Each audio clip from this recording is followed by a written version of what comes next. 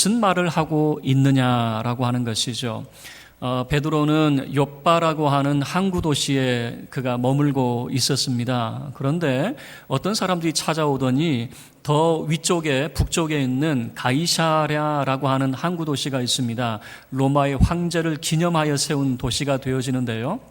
그곳에 로마 군인 중에 백부장인 고넬료라고 하는 사람이 이 베드로를 초대하기 위해서 사람을 보낸 것이었습니다.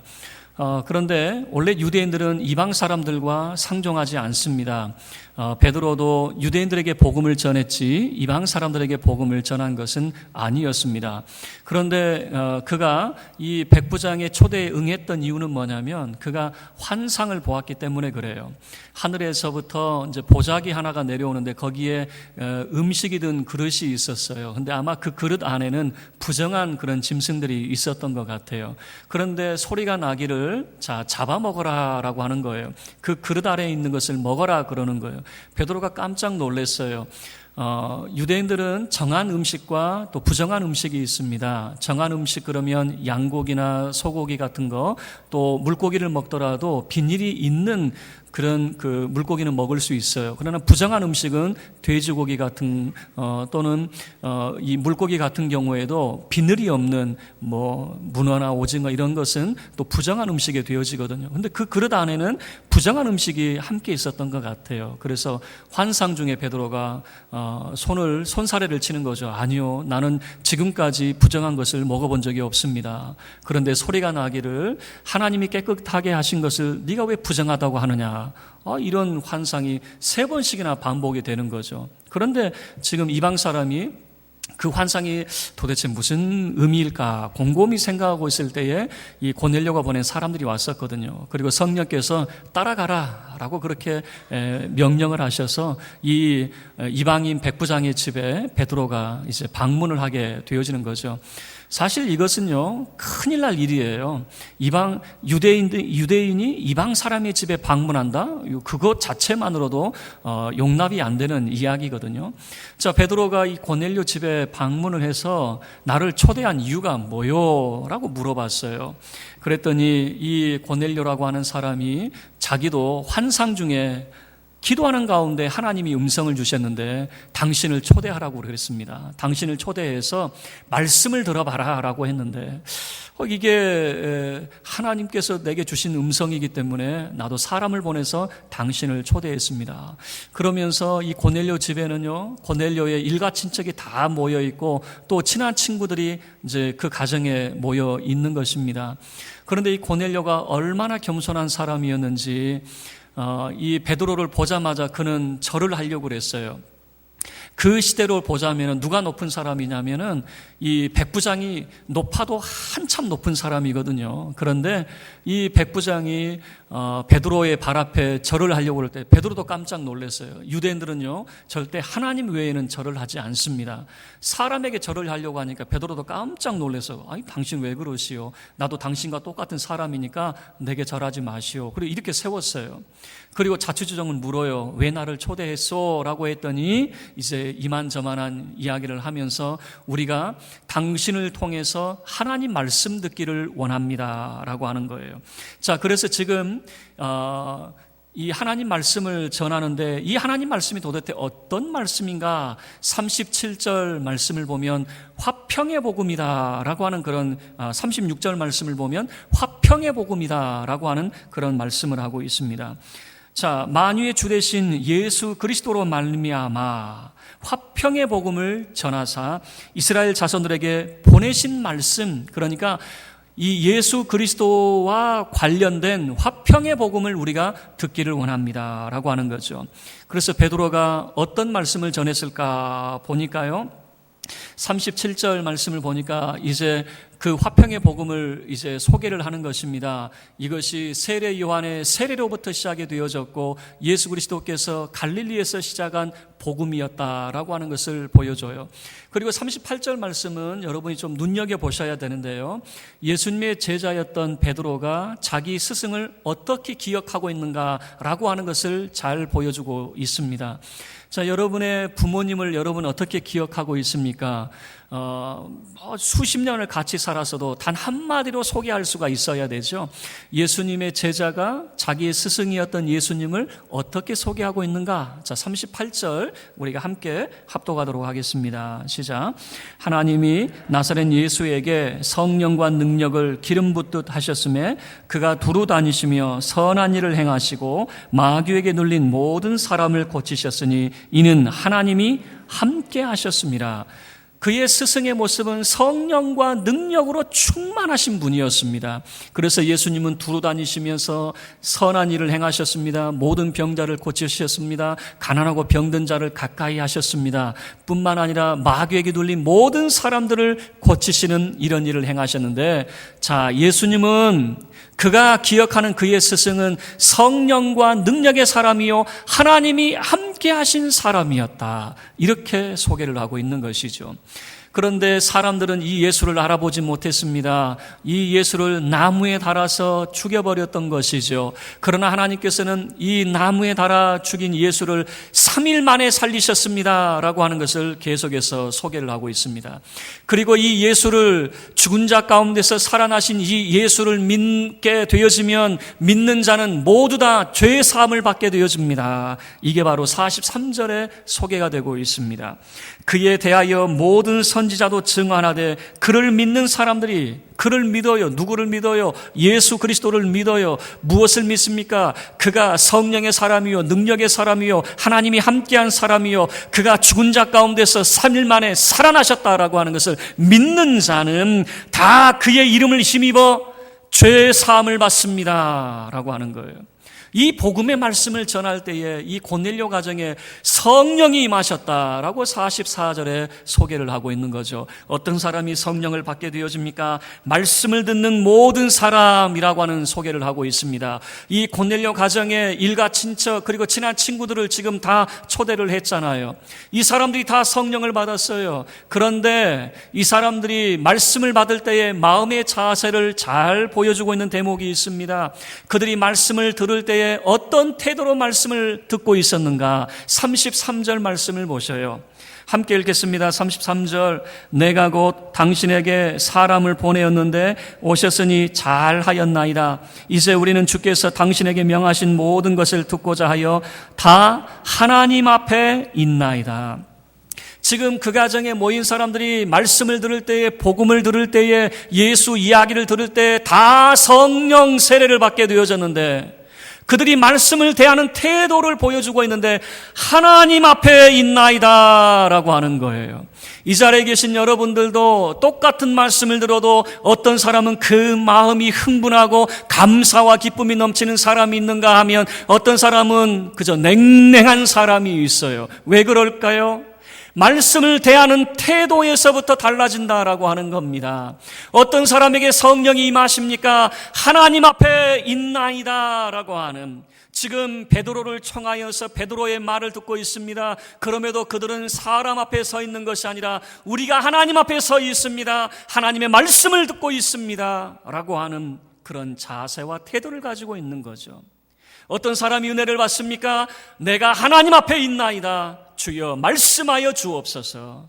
이런 자세로 하나님 말씀을 경청하는 자에게 하나님의 은혜가 임하고 성령이 임하신다라고 하는 것을 보여주고 있는 것이죠. 그들은 준비가 되어 있었어요. 은혜 받을 자세가 되어 있었어요. 그들은 하나님을 영접할 준비가 되어 있었어요. 그럴 때 말씀이 선포되어질 때에, 복음이 선포되어질 때에 이방인들 가운데 성령이 임하게 되어지는 거죠. 이 성령이 임하시는 모습을 보고요, 베드로와 함께 있었던 사람들이 깜짝 놀랐습니다. 45절 말씀을 보셔요. 베드로와 함께 온 할례 받은 신자들이 이방인들에게도 성령 부어 주심으로 말미암아 놀라니 그랬어요. 놀랬다라고 하는 것은 뭐냐면 그들은 생각했습니다. 오직 유대인들만 구원받는다고 생각을 했습니다. 성령 받는 것은 유대인들만 성령 받는다고 생각을 했습니다. 하나님의 나라는 유대인들 것이라고 생각을 했습니다. 그런데 이방 사람들에게도 성령이 임하니 깜짝 놀라게 되어지는 것이죠.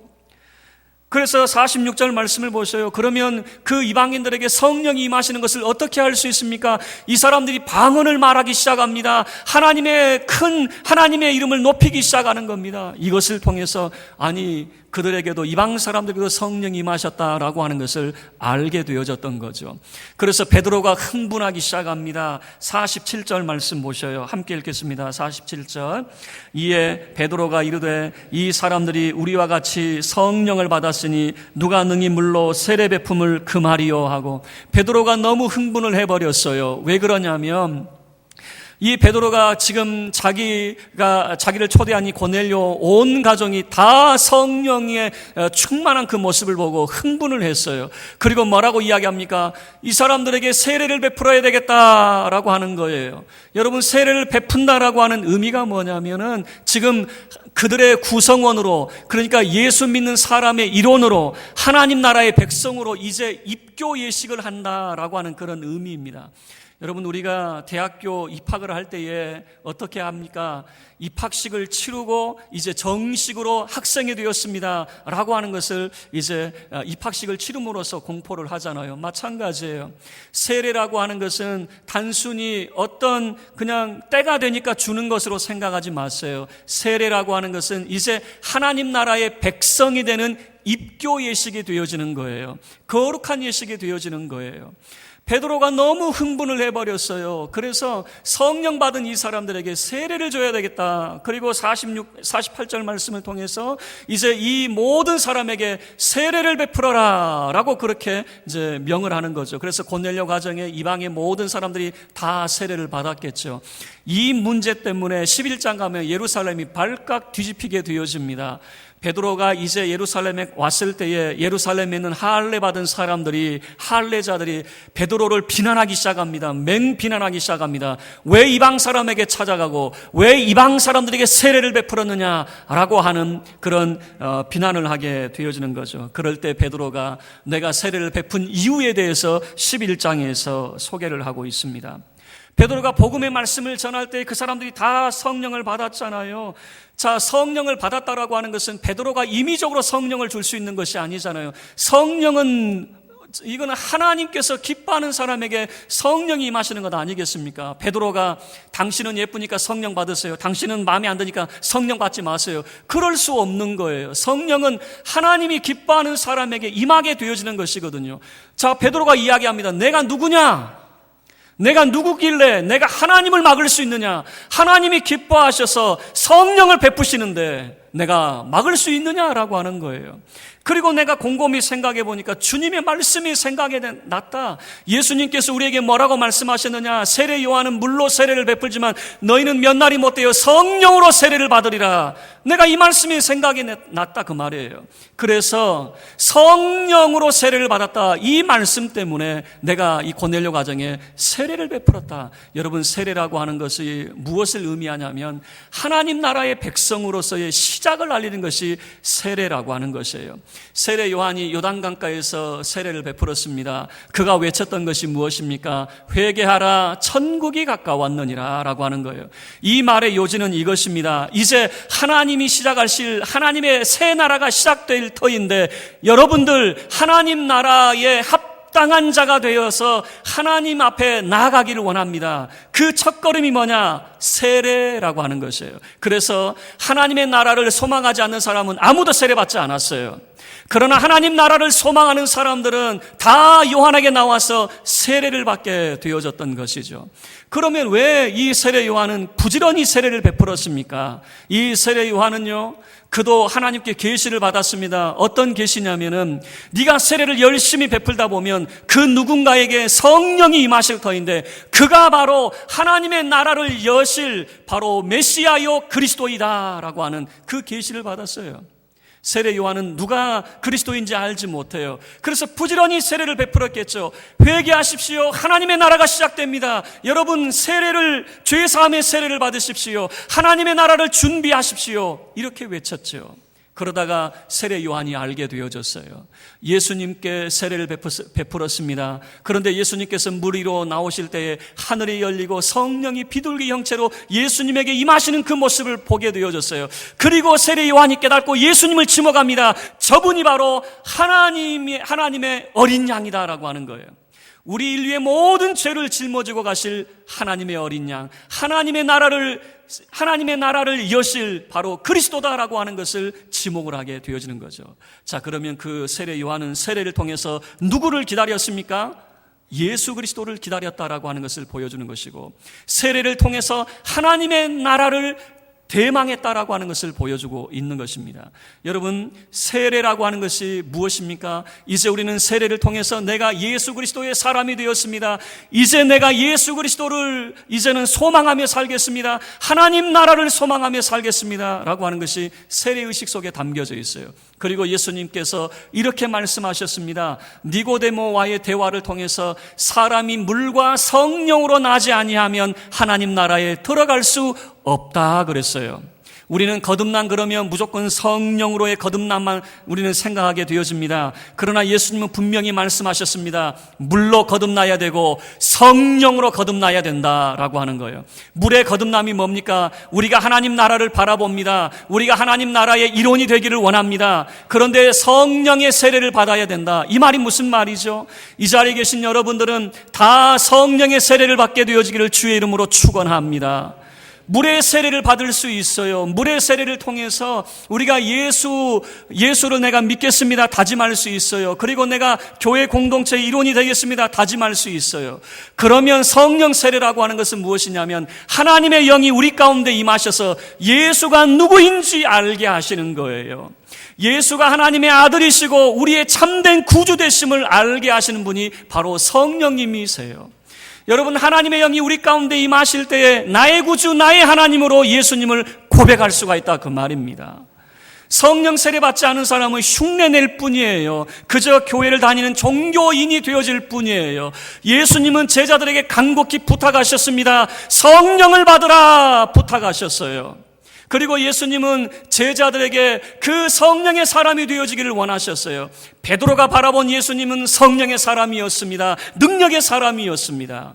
예수님의 제자들도 오순절 성령 강림 사건을 통해서 성령의 사람이 되었습니다. 이 자리에 계신 여러분들도 다 성령의 사람이 되어지기를 주의 이름으로 축원합니다. 성령이 우리 가운데 임하실 때에 예수가 누구인지 바르게 분별할 수 있어요. 그리고 말씀이 선포되어질 때에 우리의 심령이 왜 냉랭한 줄 아세요?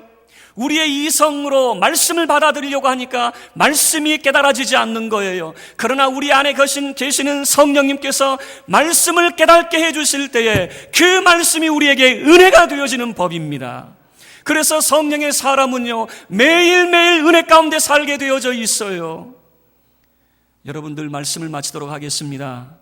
예수 그리스도의 이름으로 다 세례를 받는 자가 되어지기를 바랍니다.